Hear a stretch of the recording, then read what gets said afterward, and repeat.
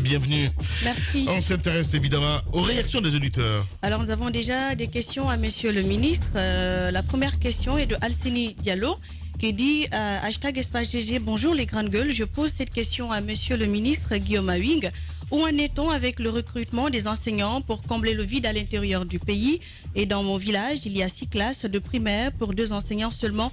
Solution optimale, Monsieur le ministre. Alors, c'est une très bonne question. Et qu'est-ce qu'il faut noter d'abord avant le recrutement des enseignants? Nous nous sommes intéressés d'abord à la maison.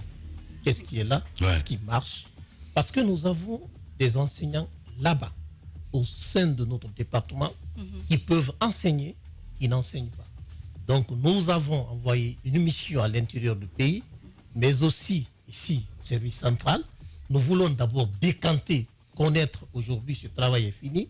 Nous avons sous la main plus de 2500 enseignants redéployables, valables, qui peuvent travailler. Et qui sont dans les bureaux en ce moment? Oui, qui étaient dans les bureaux. Qui étaient dans les bureaux. Qui étaient dans les directions des enseignants qui sont ailleurs. Ce travail a été fait, une feuille de route avait été faite. Ouais. Donc nous avons ces enseignants sous la main.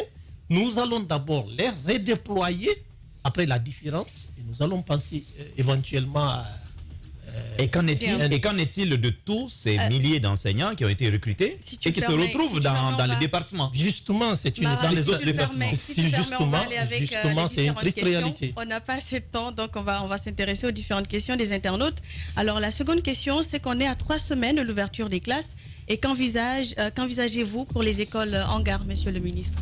Alors, on vous a dit, il y a ce qu'on appelle le plan d'urgence et le plan triennal. Le plan d'urgence, nous sommes en train de rénover. Et c'est un fait, ça se fait. Nous avons même réceptionné certaines écoles, bien sûr. Nous sommes en train de rénover 540 salles de classe. Bien. Et ça se passe à l'instant où je vous parle. Voilà, allez-y. Toute l'étendue du territoire. D'autres questions des auditeurs, Aïssatou Sané? Alors, nous partons sur la plateforme 657 39 13 13. Une question qui nous dit bonjour les GG, je me nomme Amadou Salou Diallo. J'ai quelques questions pour Monsieur le ministre. À quand le recrutement des enseignants et pourquoi les sortants des institutions de formation sont-ils oubliés par l'État? Cependant, ils sont censés enseigner, c'est ça leur profession. Qu'est-ce que vous répondez, Monsieur le ministre? Mais ils ne sont pas oubliés, loin s'en faut. Nous sommes sur les réformes institutionnelles, les 3 ministres en charge de l'éducation. Nous travaillons là-dessus et Inch'Allah, avant c'était comme ça. Dès que tu sors des institutions de formation, automatiquement tu es enseignant. Donc aujourd'hui, nous sommes en train de travailler, les 3 départements en charge de l'éducation, et voir éventuellement à la sortie, au sortir de, bien sûr, de ce travail, nous verrons éventuellement ce qu'il faut faire. Mais aujourd'hui, nous sommes en train de faire les réformes institutionnelles dans ce sens. Bien. Djiba réagit à distance. Guillaume a promis de construire 1000 salles de classe et d'affecter 8000 enseignants à l'intérieur du pays. Où en sommes-nous avec cette promesse? Le cas donc des contractuels qui ont enseigné pendant 10 ans. Qu'en est-il de leur recrutement? La question est posée à Monsieur le ministre.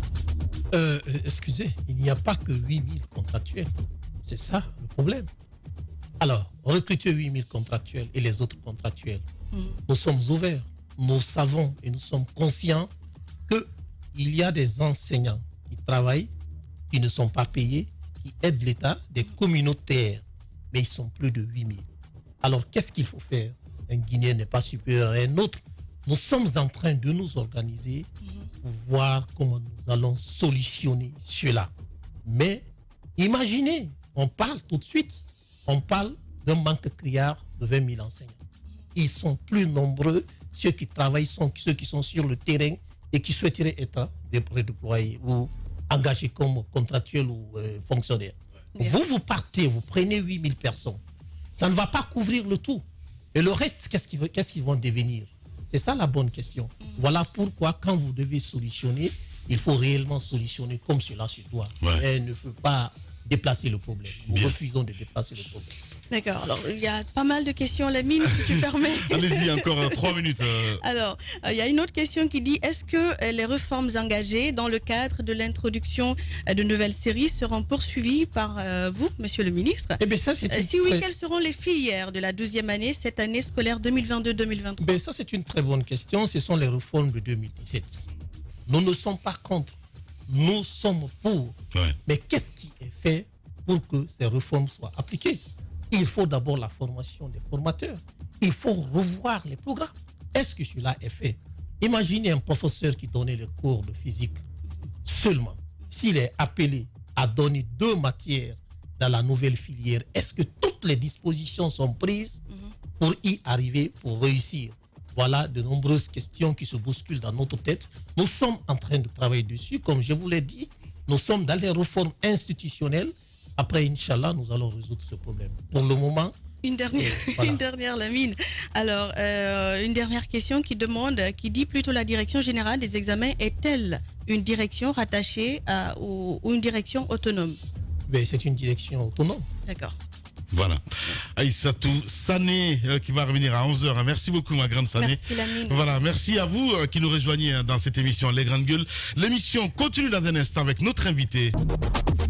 Sur Radio Espace, aussi sur Espace TV. Merci à vous qui nous rejoignez en région 99.7, partout en Guinée, Mohamed Mara. Nous continuons le débat, évidemment, avec notre invité, monsieur Guillaume Awing, le ministre de l'enseignement préuniversitaire. Allez-y. Oui, monsieur le ministre, tout à l'heure, à la suite donc de la question d'un de nos auditeurs, je vous demandais quid de ces enseignants, et j'imagine qu'ils devraient être des milliers, qui sont passés par les portes donc du MENA et se retrouvent aujourd'hui dans d'autres départements, tout simplement parce que l'enseignement est devenu malheureusement la porte d'entrée à la fonction publique pour un très grand nombre de Guinéens. Est-ce qu'il y a un travail qui est fait pour aller les dénicher, parce que les fichiers quand même existent, et puis essayer de les redéployer au lieu encore d'aller rechercher encore 15 000 nouveaux employés quand on sait que ceux-ci aussi se retrouveront aux AE ou à la communication ou ailleurs? Alors, c'est une très bonne question. Et je veux simplement vous dire qu'au prime abord, ce n'était pas 15 000. Le besoin était exprimé à 20 150 enseignants. Prime abord. Alors, moi, ce que nous nous sommes dit au cabinet, nous avons dit, comme vous venez de le dire, les enseignants, ils existent. Ils sont dans les bureaux. Ils sont dans les salles de club, dans les directions. Ils sont archivistes. Ils sont réellement des enseignants. Nous, aujourd'hui, le besoin, c'est quoi? Ce sont les enseignants en situation de classe que nous voulons. Alors, nous avons déployé à cet effet une mission à l'intérieur du pays qui a travaillé, qui est partie de fond en comble, qui a travaillé. La dernière fois même, nous avons fait une conférence de presse, nous avons fait une restitution. Nous nous sommes rendus compte qu'il y avait près de 3 750 enseignants qu'on pouvait utiliser. Mais parmi ceux... Il s'agit des bibliothécaires. J'arrive. Les grandes gueules. Vous avez supprimé quelques postes. J'arrive. Nous avons effectivement supprimé quelques postes. Pourquoi? Ce sont des suppressions provisoires, pas définitives. La lettre a été claire. Oui. Pourquoi nous avons supprimé? Nous avons remarqué que certains étaient là-bas juste pour être là-bas. Vous pouviez retrouver un poste de figurant. Des fictifs. Occupé par 5, 4, 3 personnes. Un poste qui pouvait être occupé par une seule personne.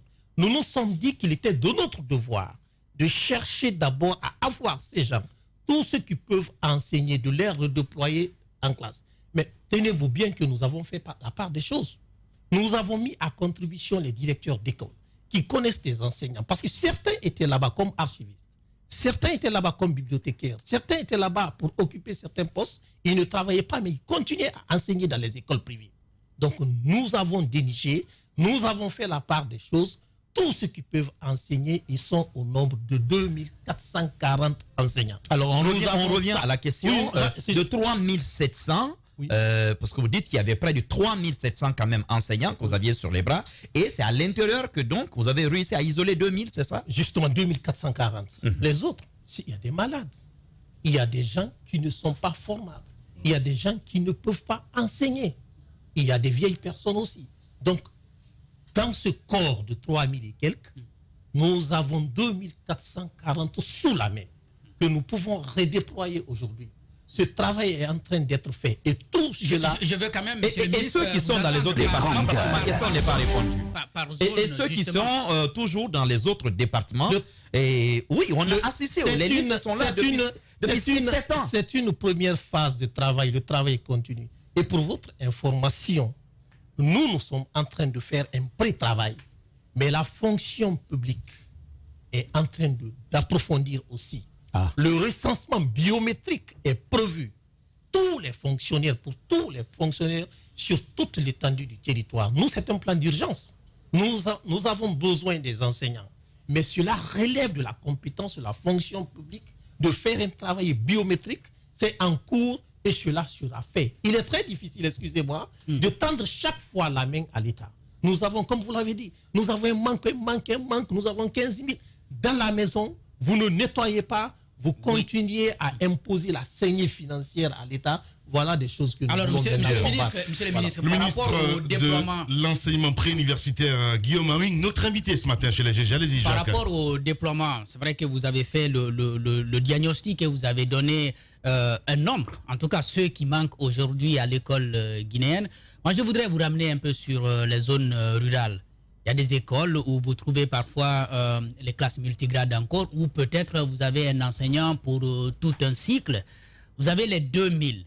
Dites-nous ce matin, vous les envoyez dans les villages ou vous les gardez dans les villes, ou alors vous essayez de les éparpiller partout? Votre priorité aujourd'hui? La priorité, c'est à l'intérieur du pays. D'abord, les résultats des examens nationaux, pour vous dire que ça saigne à l'intérieur du pays, il y avait 503 qui ont composé, 503 000 qui ont composé. Pas composé, oui, qui ont composé, effectivement. Hein. Il y a eu 76 000 admis. 52 000 sont de Conakry et 24 000 à l'intérieur du pays. C'est pour vous dire qu'effectivement, à l'intérieur du pays, le besoin est là. Donc, nous avons été clairs. Deux choses l'une.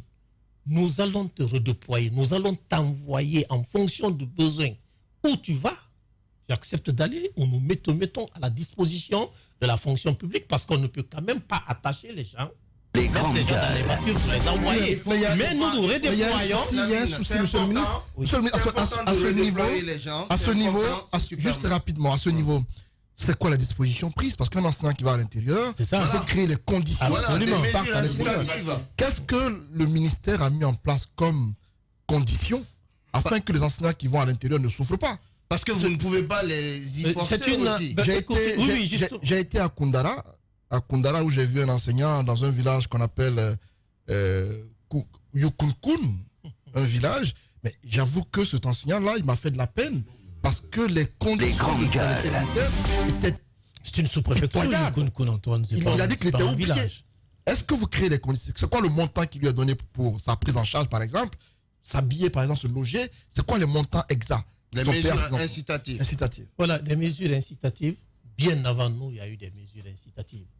Ces mesures varient en fonction de la position géographique. Quelles sont ces mesures? J'arrive. Oui. Il y en a qui ont des primes. C'est des primes d'incitation, vous venez de dire. Il y en a qui ont... C'est ce que je dis. J'ai dit en fonction de la position géographique, bien sûr. Il y en a qui ont 1 million, ça va jusqu'à 5 millions, pour votre information. Oui, de primes, De primes. Quand j'étais dehors, je ne comprenais pas. Mais quand je suis venu et que j'ai vu, moi-même, je me suis dit, oui, il y en a. Mais qu'à cela ne tienne, il y en a, malgré qu'il y a ces primes, il y en a qui souhaiteraient rester ici à Conakry que d'être à l'intérieur. Alors, est-ce qu'une réflexion ne s'impose pas à ce niveau dans le cadre du déploiement de ce personnel-là? Parce que vous le dites vous-même et on est tous d'accord là-dessus. Il y a des paramètres qui semblent ne pas être maîtrisés jusque-là par l'administration scolaire et centrale par rapport au déploiement des enseignants. Comment faire finalement pour fixer ces enseignants-là à des postes spécifiques et les y déployer, les y voir prospérer et rendre un bon service? Je veux renchérir là-dessus, monsieur le ministre. Parmi ces personnes à redéployer, vous avez un très grand nombre aujourd'hui qui travaillent dans des banques, qui sont dans le secteur privé. Certains sont devenus des chefs d'entreprise. Vous avez basé votre enquête sur des directeurs d'école et tout, parfois qui ont été des complices de ces personnes en sous-traitant notamment des salaires. On en connaît dans toutes les professions quasiment aujourd'hui. Dans le privé, vous avez des enseignants de souche de la fonction publique, mais qui sous-traitent une partie de leur salaire avec notamment le personnel financier du ministère du MENA. Alors, comment faire? D'abord, pour s'assurer qu'il n'y a que ces 2440 Mais de l'autre côté, comment aller piquer ces gens et les ramener quand on sait qu'ils ont déjà un autre train de vie? Parce que ceux qui ne veulent pas partir, la plupart du temps, en réalité, ont un double emploi. Ok, c'est une bonne... C'est ce que je vous dis. Le ministère de la fonction publique, je crois que j'ai déjà répondu à cette question. Le ministère de la fonction publique, bientôt, le recensement biométrique. Et ça va nous situer. Ce que nous faisons, c'est un recensement manuel quand même. Hein. Ça ne peut pas donner les résultats que nous souhaitons. Hein. Mais le ministère de la fonction publique, bientôt, il y aura un recensement biométrique sur toute l'étendue du territoire. Et tous ces cas-là seront... Voilà. Bien, Guillaume Awing, ministre de l'enseignement préuniversitaire et de l'alphabétisation. Notre invité... Il n'y a pas de réponse à cette question. Cette question n'a pas de réponse, en fait, jusque-là. Laquelle? La question, c'est pas qu'est-ce qui est en train d'être fait, qu'est-ce qui va être fait pratiquement par rapport au recensement. Le recensement, ça va permettre, la biométrie va permettre de vous fixer sur les effectifs, ceux que vous avez qui sont effectivement sur le terrain, qui sont déployés, ceux qui ne le sont pas. Donc, c'est des constats que ça va donner. Mais à la suite de ces constats, la question que nous posons, c'est plutôt une question sur la motivation. Oui. Elle est plutôt liée les primes de distance, aux mobiles, donc, aux motivations des enseignants à accepter, à quitter un état où ils ont un confort particulier pour aller en prendre un autre qui ne leur garantit pas nécessairement d'avoir ce qu'ils avaient au départ. Les primes de distance. C'est pourquoi on pose la question. Il y a des primes qui existent, Lamine. Les primes géographiques, vous avez des incitations, les primes d'incitation, mais liées par exemple à l'ancienneté, liées à la géographie, tout ça. Mais ça continue. Il y a des gens qui lâchent et qui quittent. Monsieur le ministre, est-ce que concrètement, ça n'interpelle pas votre département pour ouvrir une vraie réflexion sur comment vous allez traiter ces gens? Par exemple, moi j'ai une idée comme ça, c'est certainement une idée assez bête comme ça que je donne. Est-ce que, par exemple, vous n'envisageriez pas de dire, à Guékédou, on va peut-être choisir des enseignants qui sont déjà fixés sur le territoire de Guékédou, à Nzérékoré, ainsi de suite, plutôt que de les prendre à Conakry et les y amener alors qu'ils ne veulent pas y aller. Les locaux, en fait. C'est des locaux. Ouais. C'est ce qu'on appelle recrutement sur poste.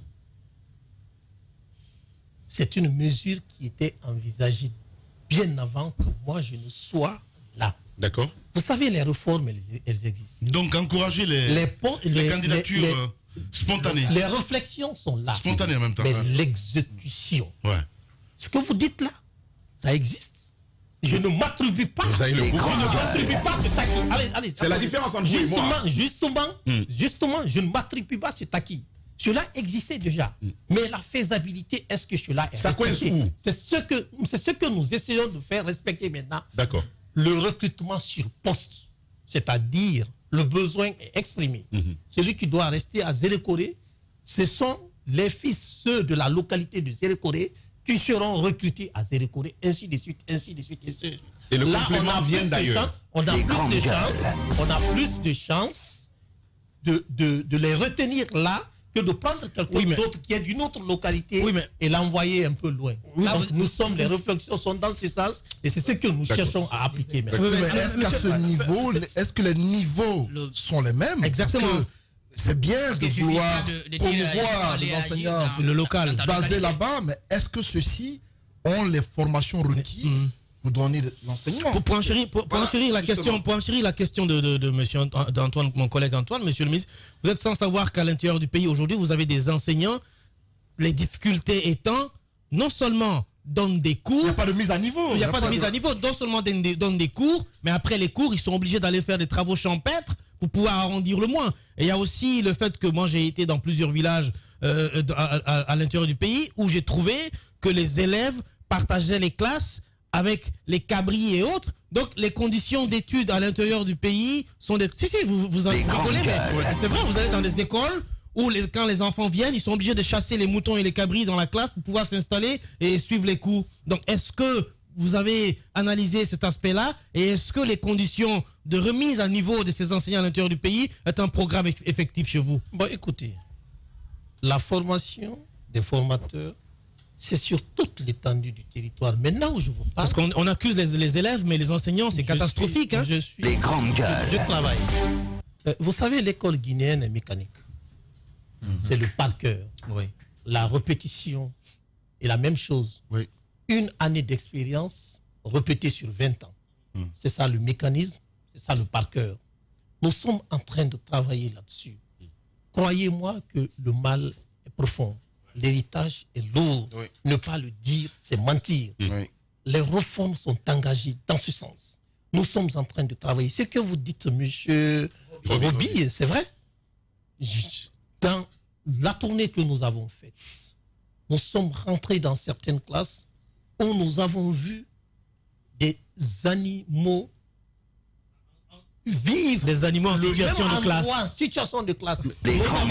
C'était la réalité nous, on a étudié dans ça. Des animaux qui sont venus apprendre le français, la Voilà pourquoi nous vous avons dit. Monsieur le ministre, nous on a étudié dans ça. Moi quand je rentrais à la maison, monsieur le ministre, ma mère me disait tu joues avec les animaux maintenant. Des mesures urgentes ont été prises. Aujourd'hui, laissez-moi continuer s'il vous plaît. Juste une minute. Je suis très content de le dire ici dans cette salle que très heureusement nous sommes accompagnés par un président qui comprend la situation de l'école guinéenne et qui a accepté de mettre les moyens à notre disposition pour transformer la situation. Quand on dit qu'à l'instant même nous sommes en train de rénover plus de 540 salles de classe, c'est quand même quelque chose. Ça coûte combien? Non mais oui, monsieur le ministre, ça coûte combien? Le plan d'urgence coûte combien? J'arrive, je vais répondre à cette question. Laissez-moi d'abord. C'est la transparence. Voilà. Alors vous voyez un peu, quand on vous dit que nous sommes en train de rénover plus de 540 salles de classe, quand on vous dit que sur toute l'étendue du territoire, nous sommes en train de donner la formation aux formateurs, croyez-moi que c'est un acquis, croyez-moi que quelque chose qui est... C'est un signal très fort. C'est parce que le président a compris que seule l'éducation paye. Non, les coûts du plan d'urgence, la ministre, très important, c'est la transparence quand même, hein, sous le CNRD. Le coût du plan d'urgence. Le plan d'urgence, ça coûte combien, monsieur le ministre? Les rénovations, les formations et l'achat de tables bancs. Il ne parlait pas dans ses promesses, parce qu'il avait fait à sa prise de fonction 15 promesses. Il ne parlait pas en ce moment de rénovation, il parlait de construction. Maintenant qu'il en parle, Djibril. Mais il en a parlé, Écoutez, ça c'est sur le plan triennal. Exactement. Je vais vous expliquer. Oui. Je suis à le plan d'urgence, le plan triennal. Oui. Nous sommes encore dans la transition. Nous avons un plan triennal. Oui. Et Inch'Allah, nous allons tout faire pour tenir, pour réaliser toutes les... D'accord, monsieur le ministre, il y a cette question liée aux examens nationaux qui est importante. Quand vous arriviez aux affaires, moi je vous ai vu à l'œuvre, moi j'ai eu l'impression d'avoir affaire à un ministre des examens nationaux. On a fait le constat que Guillaume Arvin arrivait déterminé à changer les choses, surtout pour le cas des examens. Alors, qu'est-ce qui s'est passé pour que vous soyez si dur avec les candidats aux examens? Est-ce qu'il ne fallait pas y aller progressivement? Moi, je pense, ça c'est mon avis personnel, vous avez mis les charrues avant les bœufs, monsieur le ministre. Vous avez fait échouer beaucoup d'élèves, peu ont été admis. Attendez que je pose ma question. Oui. Je pèse même moi. Il aurait pu dépêcher alors que c'est prévu par les textes. Monsieur le ministre, de par sa méthode, a fait échouer la plupart des candidats aux examens. Donc, je pense que la méthode appliquée, certes, elle pouvait être bonne, mais elle a été trop brusque pour votre première à la tête du département. D'accord, écoutez, merci, ça c'est une très bonne question. Très bonne d'ailleurs. Oui, c'est une très bonne et très bonne, si vous voulez. Alors écoutez, moi, quand je suis venu aux affaires, je suis venu avec une feuille de route. J'ai une mission. Nous avons cherché à comprendre d'abord comment ça se passe. Nous avons été à l'intérieur du pays, nous venons de parler de ça. Nous nous sommes aussi rendus à l'extérieur pour chercher à comprendre comment ça fonctionne. Et une fois ici, je me rappelle encore, c'était en 2020, j'ai dit ici, dans ce studio, j'ai dit, au vu des fraudes massives, la fuite des sujets, si j'étais aux affaires, si j'étais ministre, j'allais revenir sur les examens nationaux. Oui. J'avais dit ça, j'avais dit ça dans cette salle. Oui. Et quand je suis venu, c'était une promesse que j'avais tenue. Oui. Quand je suis venu aux affaires, là, j'ai posé la question, j'ai dit pourquoi pourquoi il y a souvent fuite de sujets pendant les examens nationaux. Parce que personne ne pouvait me dire le contraire.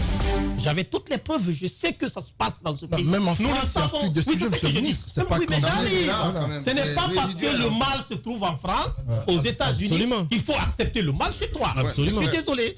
Alors, je me suis dit, qu'est-ce qu'il faut faire pour éviter cela? Parce que dès lors qu'il y a fuite de sujets, le mérite n'est plus respecté. N'importe qui peut se retrouver premier. N'importe qui peut avoir la place au sommet de l'échelle, à la place du meilleur. Donc j'ai posé des questions, je me suis rendu ailleurs pour chercher à comprendre. Quand nous avons interné tous ceux qui étaient associés à l'organisation des examens nationaux, mais on m'a traité de fou. On m'a dit mais que ça n'allait pas réussir. Oui, on nous a dit, j'arrive. J'ai dit que c'était une prise d'otage à l'époque. Oui, je suis d'accord. Vous avez même dit que c'était une prise d'otage. Que ça n'allait pas réussir. Que pourquoi nous... Et surtout, je rappelle ici, ils n'ont pas été forcés. C'était de leur propre gré. Ils ont accepté. Et tout le monde a vu les résultats. Après plus de 20 ans, je le dis ici, après plus de 20 ans, chaque année, il y avait fuite du sujet. C'était une première fois en Guinée qu'on n'avait pas fuite. Non, une précision, monsieur le ministre. L'an passé, il n'y a pas eu de fuite de sujet. Il faut le rappeler. Sur le cas Bano, ce n'était pas une fuite de sujet. Il y a eu des fraudes massives, mais pas de fuite de sujet. Bon, la précision est importante. Écoutez, celui qui vous parle, c'est un enseignant. Et celui qui vous parle, c'est quelqu'un qui était en situation de classe. C'est celui qui vous parle, c'est un directeur d'institut. C'est lui qui vous parle. Il parle en connaissance de cause. Êtes-vous satisfait? J'arrive, laissez-moi venir. Je vais répondre à monsieur Antoine. Monsieur Antoine, je connais cette éducation guinéenne. Quand vous me dites qu'il n'y avait pas eu fuite de sujet, je suis d'accord avec vous, c'est votre point de vue. Mais moi, je vous dis ici, dans cette salle, et tout le monde le sait, il y a eu fuite de sujet. Il y a eu fuite de sujet, les preuves sont là, sont établies. C'est quoi la fuite de sujet? La sortie du sujet avant le lancement des épreuves. Il y a eu ça l'année dernière. Les grandes gueules. Je parle en connaissance de cause. Et ce que je dis, c'est fondé. Les preuves sont là, elles existent encore. Elles ne sont pas effacées. Je continue. Vous dites, je n'ai pas répondu. Je n'ai pas répondu à la question. Allez-y. Nous avons une mission. La mission, c'est quoi? C'est de moraliser l'enseignement en Guinée. Que ce soit les examens nationaux, que ce soit les classes intermédiaires. Il fallait situer la situation quelque part, le diagnostic quelque part, pour bondir. Et je dis, c'est vrai, j'accepte. Les élèves ont payé le prix. Mais aujourd'hui, c'est un sursaut national. Vous voyez, dans toutes les écoles, partout où vous partez, tout le monde travaille. Tout le monde révise. Les élèves, c'est comme si c'était l'ouverture. Un. De deux, nous avons sécurisé les sujets, les examens nationaux à tous les niveaux. Nous avons tenu compte de ce qui est dit. La moyenne, tu as 10 de moyenne. Tu passes, tu n'as pas 10 de moyenne, tu reprends la classe. Alors je pose la question. En Guinée, dans les règlements généraux, dans les règlements généraux, je pas de rattrapage ou de repêchage. Très bien, dans les règlements généraux, je dis bien, parce que ce n'est pas mon humeur que je vais exprimer pendant les examens nationaux. Nulle part, il n'est écrit que le repêchage ou le rattrapage est obligatoire. Je ne pouvais pas quand même pas inventer ou réinventer. On n'a pas dit que c'est obligatoire, mais c'est prévu. Nous avons simplement respecté les règlements généraux. C'est tout ce qu'on appelle. Je veux quand même interroger vos sentiments. Dans quoi tirez-vous votre satisfaction aujourd'hui? C'est dans l'échec massif ou, si vous voulez, dans ce que vous appelez moralisation des examens? Puisque, après tout, en tant que ministre, vous auriez aimé, n'est-ce pas, qu'il y ait du succès? Ça, c'est une question que je réponds sans embâche. Satisfaction. Ce n'est pas une satisfaction. Je ne suis pas content que sur d'autres cieux, vous auriez démissionné. On aurait appelé à votre démission. Je ne suis pas content qu'il y ait un échec massif. Non. Oui. Mais je suis simplement satisfait le fait que nous avons réussi, le fait que l'éducation guinéenne, le fait que les enseignants, nous tous, nous avons réussi à moraliser les examens nationaux. Je vous pose une question. Je veux juste, oui, tu auras le temps. Je vous pose cette question, monsieur le ministre. vous dites que quand vous avez pris fonction, vous avez procédé à un diagnostic. C'est très bien. Vous-même, vous évoquiez que, dépendant des zones, vous avez relevé un certain nombre de manques en termes de salles de classe, en termes de tables-bancs, en termes même d'écoles, en termes d'infrastructures. Vous avez parlé d'écoles hangars. Il y en a eu. Est-ce que vous pensez que appliquer cette loi-là, d'une manière générale, une loi appliquée autant à Conakry qu'à Yukunkun, comme Antoine était en train de le dire, est-ce que vous pensez que c'était juste? Peut-être juste, mais est-ce que c'était équitable? Juste et équitable, voilà, surtout, de le faire de cette façon-là? Je vais vous mettre à l'aise. Je préfère un chaos économique qu'à une formation bâclée. Le chaos économique, il se rectifie dans le temps. La formation bâclée, elle demeure pour toujours. Telle est ma logique, telle est mon option. C'est comme ça. Mais quand l'État n'a pas pu donner la même qualité, le même nombre de personnel à des écoles, quand on est à Conakry, on est mieux servi. Vous comprenez? On a plus accès à certaines ressources que l'État ne déploie pas à l'intérieur du pays. Il y a des zones où, en parlant d'éducation, il y a des zones où l'État guinéen n'existe pas. Si l'on applique la même loi à tous ces apprenants, en sachant que certains d'avance sont désavantagés, est-ce que c'est juste? Est-ce que c'est équitable pour vous? C'est la question que je pose. Vous savez, je vous ai dit que le constat est amer. Je ne l'ai jamais caché. Quand je suis sorti, je suis venu, j'ai établi les choses comme cela se posait. Nous avons pris des mesures, des solutions d'urgence. Et ce sont ces mesures d'urgence que nous sommes en train d'élaborer. C'est ce que nous sommes en train de faire maintenant. Est-ce que ce que vous avez devant fait l'histoire, pour les examens, devant l'histoire, est-ce que c'est juste pour vous? J'arrive. Devant l'histoire, il était de mon devoir. Il était de notre devoir de prendre notre responsabilité. C'est quoi la responsabilité? Accepter qu'un élève qui a 6 de moins, 5 de moins, 4 de moins,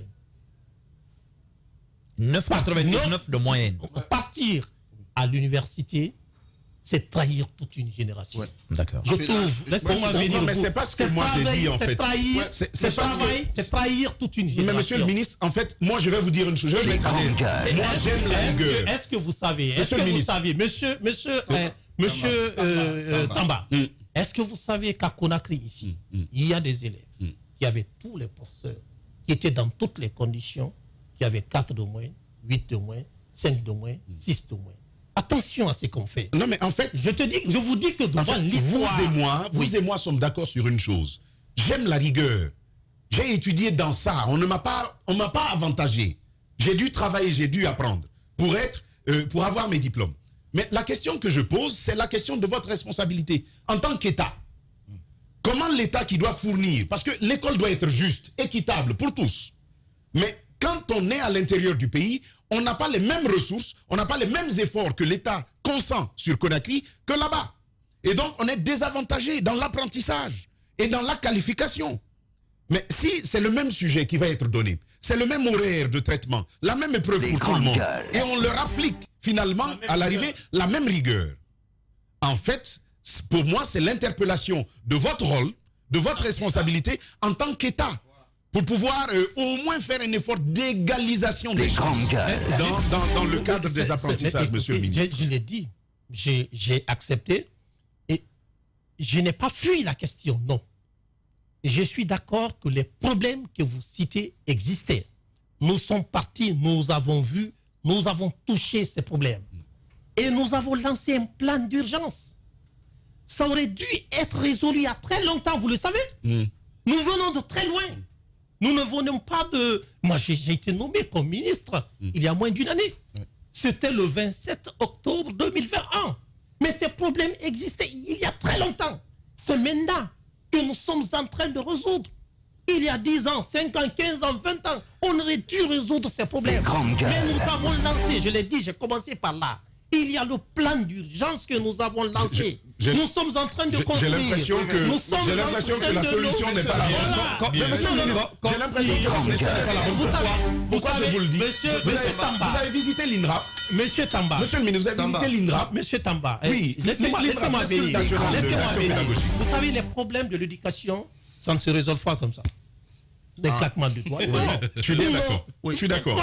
Acceptez avec moi. Nous avons hérité de cette situation. Mais nous ne pouvons pas fermer les yeux, faire semblant comme les autres. Mais les manuels, trouver sans poser le vrai diagnostic, faire semblant, cacher les vrais problèmes. Nous avons refusé. Nous avons posé ce problème et nous sommes en train de Nous sommes d'accord sur ce visage, je dirais, hideux de notre éducation. Nous sommes d'accord sur le diagnostic. Là où nous n'arrivons pas à nous accorder, un peu nos violons, c'est quant aux solutions apportées, mais surtout les méthodologies. On a trouvé simplement un peu brutal cette manière d'aller. Mais on comprend. Nous sommes en transition, vous avez très peu de temps, il faut y aller vite, il faut attaquer beaucoup de choses en même temps. Nous comprenons. N'empêche que c'est le sentiment d'un grand nombre de Guinéens que nous avons remonté à votre niveau. Mais je vais vous faire une observation avant de vous poser deux questions. Cette année, les Guinéens ont accepté ces échecs massifs. Mais en 2023, je souhaite que vous soyez toujours aux affaires. Les Guinéens ne vous toléreront pas si la même chose est rééditée. Oui. Parce qu'on suppose, réfléchissez un peu, on suppose que vous avez trouvé une situation que vous n'avez pas créée, mais que vous avez au moins eu près de 2 ans à résoudre. Si on retrouve les mêmes problèmes à la fin de cette année, monsieur le ministre, les gens comprendront moins. C'était juste une observation. Mes questions. Tout à l'heure, vous n'avez pas répondu à la question de Tamba. Quel est le coût exact de ce plan d'urgence? J'insiste là-dessus. 1. Secondo, allons maintenant vers les perspectives. Parce qu'il faut trouver des solutions à tout ce que nous sommes en train de dire. Et qu'est-ce que vous envisagez comme réforme? Moi, j'entends les parties qui retiennent le plus mon attention dès maintenant, c'est la réforme même des filières et des programmes. Monsieur le ministre, j'ai enseigné, je continue d'enseigner, mais je ne comprends pas que ce que les gens ont appris il y a 30 ans en Guinée à l'école, que ce soit la même chose, notamment des cours de littérature, ainsi de suite, entre autres, que les cours ne soient pas reformés 30 ans, 35 ans, près de 40 ans après. Donc, qu'est-ce qui est prévu dans ce sens-là? La réforme des filières, on en a toujours 3. Votre prédécesseur était ici. Non, un de vos collègues était là. Ils ont introduit un de vos collègues. Des profils au lycée. Oui, un autre était là. Il faut continuer. Vous savez que ce n'est pas encore suffisant. Le ministre de l'enseignement technique était là. On s'est penché justement sur le caractère assez mouvement justement des programmes au niveau de l'enseignement technique. Le monde va très vite. Qu'est-ce qui est envisagé à ce niveau-là pour avoir plus, si vous voulez, de filières et avec surtout un personnel enseignant adapté? Parce qu'il ne suffit pas de reprendre les gens dans les bureaux et les injecter s'ils ne sont pas prêts, si entre-temps ils n'ont pas été formés pour ces nouvelles filières. Donc les filières, les programmes, qu'est-ce qui va être fait? Commençons par les coûts, monsieur. Parlons argent. Commençons par les coûts et ensuite les réformes.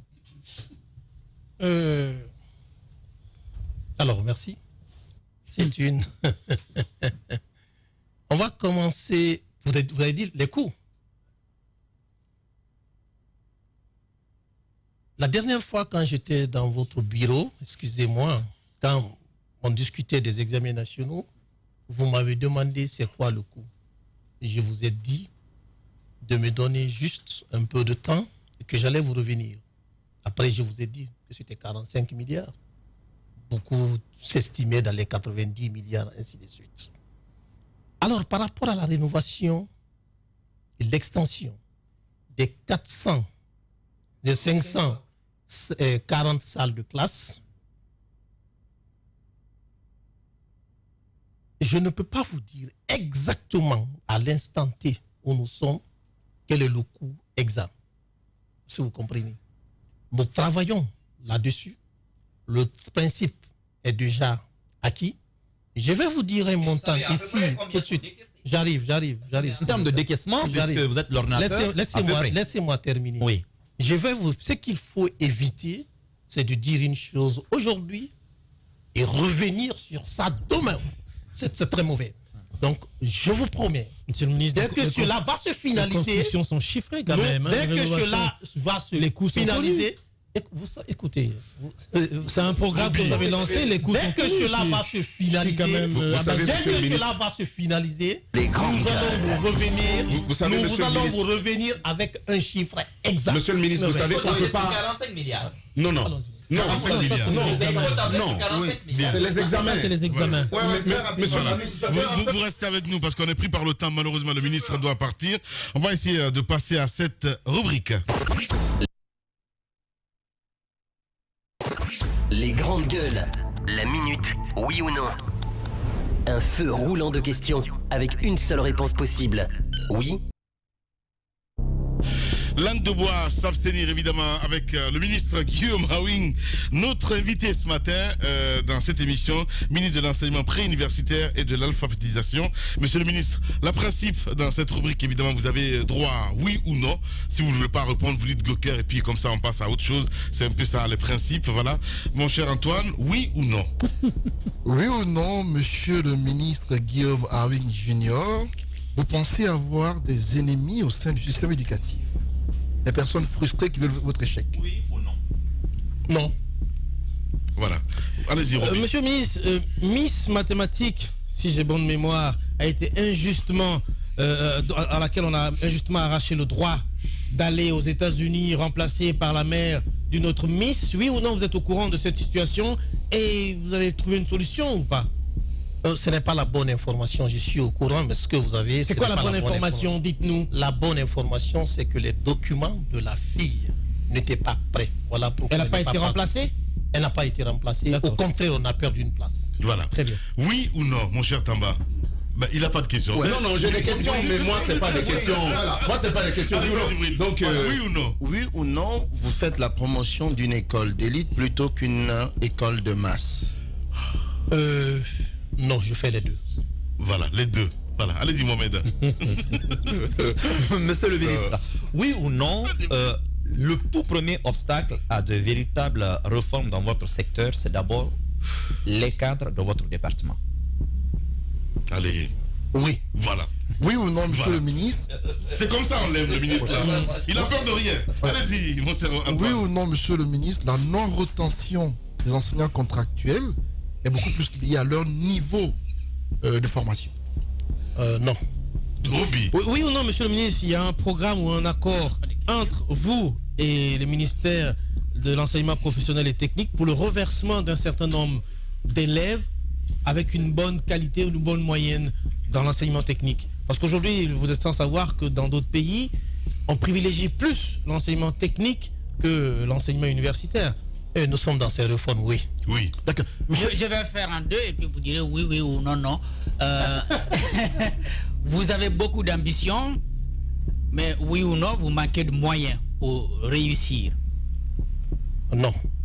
Pour l'enseignement élémentaire où le bas semble blessé, oui ou non, le problème véritable, c'est un problème de salaire? Oui et non. Bon. Mais, Oui, ben ça existe. vous savez, oui. Monsieur le ministre, ça c'est une question ouverte. Ben, on va revenir. On va revenir. Vous voulez rester avec nous, monsieur le ministre, ou pas? bah oui, pour la rentrée. On a beaucoup de sujets. Une dernière question. Il faut qu'on parle de la rentrée parce que... Vous voulez rester avec nous, monsieur le ministre? Une dernière Après la question pause. pour la rentrée, oui. Après la pause. D'accord, donc cette question ouverte à laquelle va répondre à la reprise. Justement. Monsieur le ministre, par rapport à la rentrée annoncée pour le mois d'octobre prochain, dites-nous quels moyens vous avez pour observer l'application des frais de plafonnement. Le plafond par rapport aux inscriptions et réinscriptions. Et est-ce que toutes les écoles en Guinée doivent rentrer au mois d'octobre? Parce que quelques-unes ont commencé déjà aujourd'hui 12 septembre. Est-ce que cela est permis? De l'autre côté, par rapport aux frais d'inscription et de réinscription à 100 000 et à 150 000, est-ce que toutes les écoles doivent l'appliquer? Voilà. La réponse, ça serait à 11h.